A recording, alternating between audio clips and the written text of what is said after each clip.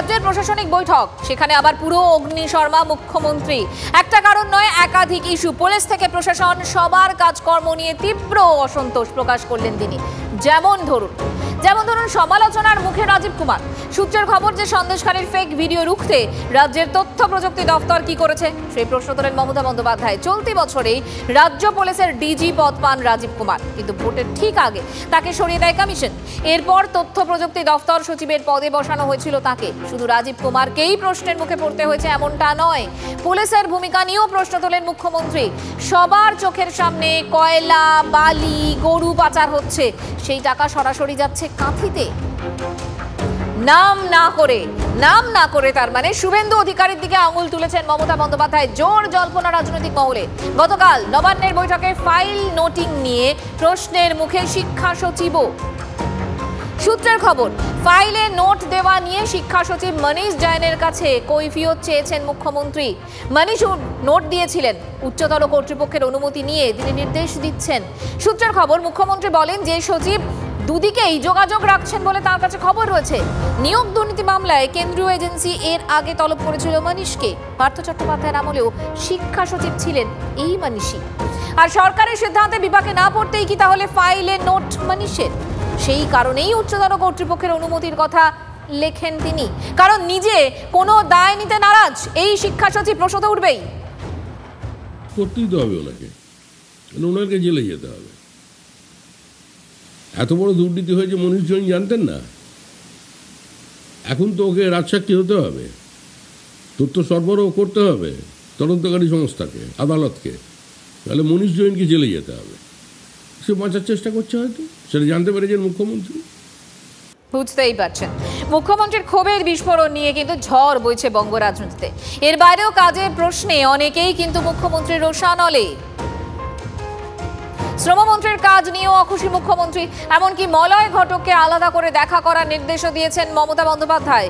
সমবায় সচিব কৃষ্ণা গুপ্তা কেন বারবার দিল্লি গেলেন তা নিয়ে প্রশ্ন তুলেছেন তিনি। তবে বিবেক কুমার এবং সুব্রত গুপ্তার কাজের প্রশংসা করেন মুখ্যমন্ত্রী, এমনটাই সূত্রের খবর। তবে একাধিক দপ্তরের সচিবকেই পড়তে হয়েছে কড়া প্রশ্নবাণের মুখে, জানিয়ে আক্রমণ শানাতে ব্যস্ত বিরোধীরাও। পুরো টাকা হয়তো সঠিকভাবে পৌঁছে দিতে পারিনি আমার মনে হয়। হ্যাঁ, এতদিন বাদে হঠাৎ ওনার মনে হলো কে খুশি আর কে খুশি নয়, কাকে নিয়ে উনি খুশি কাকে নিয়ে খুশি নয়। হ্যাঁ, এতদিন উনি রাজীব কুমারকে নিয়ে, মলয় ঘটককে নিয়ে খুশি ছিলেন। যতবার তাদের বিরুদ্ধে অভিযোগ উঠেছে সেই অভিযোগকে উনি নস্যাৎ করে দিয়েছেন। এখন বলছেন খুশি নয়। একদিকে যখন মুখ্যমন্ত্রী প্রশাসনের একাংশের কাজকর্ম নিয়ে রেগে লাল, অন্যদিকে তার পরপরই এলো আরও এক বড় খবর। চিকিৎসার জন্য রাজনীতি থেকে সাময়িক বিরতি নিচ্ছেন তৃণমূলের সর্বভারতীয় সাধারণ সম্পাদক অভিষেক বন্দ্যোপাধ্যায়। আজ এক্স হ্যান্ডেলে নিজেই পোস্ট করে এসে কথা জানিয়েছেন তিনি। তৃণমূলের সেনাপতির বার্তা, এই ছুটি অর্থাৎ বিরতিতে মানুষের চাহিদা সম্পর্কে ধারণা সঞ্চয় করবেন তিনি এবং মানুষের সুবিধা অসুবিধার বিষয়টি আরও ভালোভাবে বোঝায় নিজেকে ব্যস্ত রাখবেন। এবং এর পাশাপাশি তিনি এও লেখেন, এই সময় রাজ্য সরকার ভালোভাবে মানুষের পাশে দাঁড়াবে বলে তার আশা। বুঝতেই পারছেন এরপরও বিতর্কের ঝড় না উঠলে আর কিসে উঠবে। এর আগে গত বছরও চোখের চিকিৎসা করানোর জন্য বিদেশে গিয়েছিলেন অভিষেক বন্দ্যোপাধ্যায়। এবারও কি সেই একই কারণে বিরতির সিদ্ধান্ত? তা অবশ্য স্পষ্ট নয় এবং পোস্টে কারণ বলে দিলেও তাই তৃণমূলের নাম্বার 2কে ঘিরে জল্পনার শেষ নেই এই মুহূর্তে।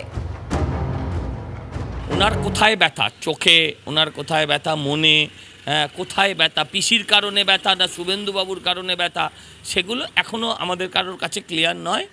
সেটা ক্লিয়ার হলে এটা নিয়ে বলবো। একজন মানুষ অসুস্থতার কারণে ছুটি নিতেই পারেন, কিন্তু আপনার কি মনে হয় যে এত অসুস্থ যে মানুষটা দুদিন আগে অবধি দিল্লির নেতাদের, বিভিন্ন রাজ্যের নেতাদের বাড়ি বাড়ি গিয়ে করানাচ্ছিলেন, হ্যাঁ, সেই মানুষটা হঠাৎ এমন অসুস্থ হয়ে পড়লেন যে উনি একটা সাময়িক বিরতিতে চলে গেলেন? এসব রাজনৈতিক ব্যানার্জি বাড়ির ভেতরের লড়াই। সজল ঘোষের বক্তব্যে খোঁচাটা কিন্তু স্পষ্ট, মানে বিরোধীরা ইতিমধ্যেই খোঁচা দিতে ব্যস্ত আর তৃণমূল এ নিয়ে তাদের বক্তব্য আপনাদের শোনাবো। অভিষেক বন্দ্যোপাধ্যায়ের যে পোস্ট ইটসেলফ, সেটাই যাবতীয় যা যা বলার সেটা বলা রয়েছে। আর অভিষেক বন্দ্যোপাধ্যায় আমাদের দলের সেনাপতি, আমাদের তৃণমূল পরিবারের অন্যতম সম্পদ এবং অবশ্যই রাজ্য সরকারের অন্যতম শুভানুধ্যায়ী এবং সক্রিয় কারিগর একজন। তো ফলে তিনি সরকারের ভালো চেয়ে বার্তা দেবেন, এটা তো খুব স্বাভাবিক ব্যাপার। অভিনেতা তথা তৃণমূল বিধায়ক সোহম এখন কিন্তু শিরোনামে দাদাগিরির কারণে। এবার বিপদ কি আরো বাড়লো তার? সোহমের বিরুদ্ধে মারধরের অভিযোগ নিয়ে সোজা হাইকোর্টে হোটেল মালিক। অভিযোগ তাকে এবং তার পরিবারের সদস্যদের নানাভাবে হুমকির মুখে পড়তে হচ্ছে। তাই নিজেদের নিরাপত্তা আর যথাযথ তদন্তের আবেদন জানিয়ে আদালতের দ্বারস্থ হয়েছেন রেস্তোরাঁর মালিক। পুলিশের ভূমিকা নিয়েও অসন্তোষ প্রকাশ মামলাকারী পক্ষের। কলকাতা হাইকোর্টের বিচারপতি অমৃতা সেনার বেঞ্চ মামলা করার অনুমতি দিয়েছেন। চলতি সপ্তাহেই এই মামলার শুনানির সম্ভাবনা। কখনোই নয়, কেউ কখনো সমর্থন করে না, কিন্তু সেই পরিপ্রেক্ষিতে সেই পরিবেশে কী ধরনের সিচুয়েশন হয়েছিল সেটা একমাত্র সোহম জানে। সেখানে তো আমি ছিলাম না, সেই জন্য আমি সেখানে উপস্থিত যেহেতু ছিলাম না, আমি সেই ব্যাপারে মন্তব্য করতে পারবো না। কিন্তু যেটা হয়েছে সেটা ভালো ঘটেনি, এটাই ঘটেছে, সেটা ঠিক নয়। কিন্তু কিসের আঙ্গিকে এই জিনিসটা ঘটেছে সেটা একমাত্র সোহম বলতে পারবে।